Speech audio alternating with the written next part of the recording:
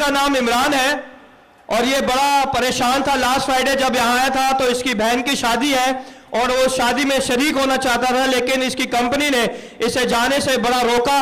और जब यहाँ पे खुदावन के खादमों ने इनके लिए दुआ की तो खुदावन यीशु ने मुमकिन किया कि इनको छुट्टी भी मिल गई और ये सुबह जा रहे हैं। यीशु के जलाल के लिए ये सारी खुशियां खुदावन आपको मुबारक करे।